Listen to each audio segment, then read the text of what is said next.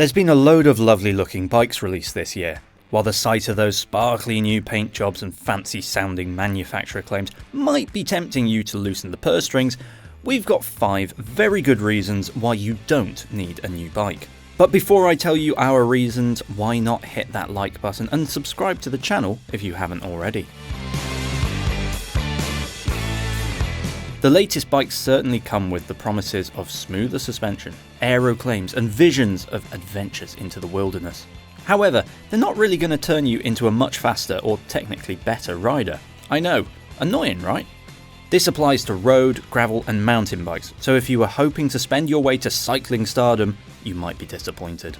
Take those aero road bikes that look more like spaceships. Given the same position, components and power output, the fancy tube shapes are only going to save you a few watts. Instead, you could spend some time working on your flexibility. Increasing this will enable you to ride in a more aerodynamic position. So, if you're keen to splash the cash, we'd recommend optimizing your current setup and clothing because this will be a far more cost-effective way to go. When it comes to smashing a gravel or road race, there's no better use of your money than some coaching. Paying someone to tell you to train does wonders for your ability to actually do the hard yards, and having a professional to guide you through the process of preparing for an event makes the process a whole lot easier.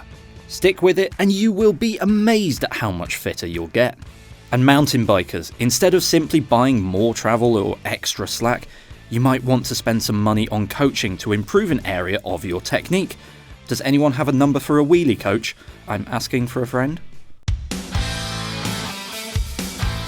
You might have noticed that bike prices have gone through the roof in recent years, and it means that the upgrade you've flirted with is going to set you back a potentially silly amount of money. An Ultegra level road bike, for example, now costs what a Dura-Ace bike used to. While the bike industry will point to rising shipping costs, more complex frame shapes, disc brakes and a host of other things, we're still struggling to keep up with the rise in prices. Gravel bikes also carry a hefty premium these days, with the industry sensing a growing gap in the market. Most come with group sets that we saw updated several years ago. If you're dead set on getting a new bike, this is one of the best times ever to buy second-hand. Yes, it has its risks, but if you do your research and are prepared to replace a few worn components when needed, you can get yourself a new-to-you bike for a fraction of what the seller will have paid originally. 2 good places to browse are Facebook Marketplace and eBay, or if you're in the US, Pros Closet. The former is a bit better for finding bikes in your local area, but eBay and Pros Closet do come with much better buyer protections. So if you're new to the second-hand buying game, it might be worth sticking with those.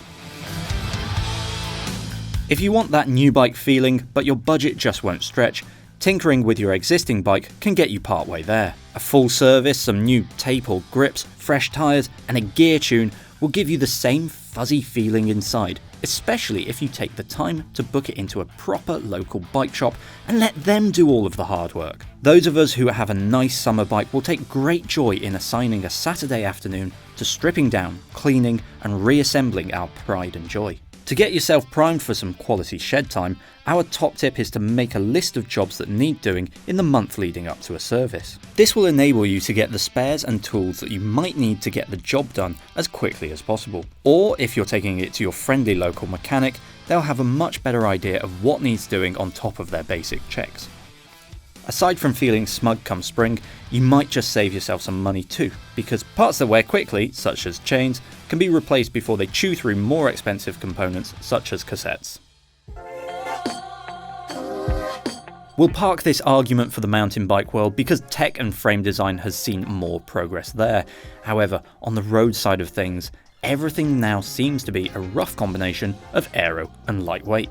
We love seeing the trend of new bikes floating around the UCI's minimum weight limit of 6.8 kilos while also seeing impressively aero frames. But unless you're racing, many of us at BikeRadar would argue that those performance upgrades aren't necessarily worth the cost of a new whip.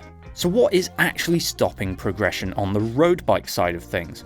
Well, the road bike market is led by professional road racing, and consumers often want to ride what the pros use. As a result, the UCI would have to remove the minimum weight limit for the lightweight bike category to see any sort of revival. And for aero bikes to get a lot faster, they'd have to make further amendments to their bike design rules. Seeing as they've only recently adjusted these for 2023, and considering the general public's continued love for low weights, we'd say it's unlikely.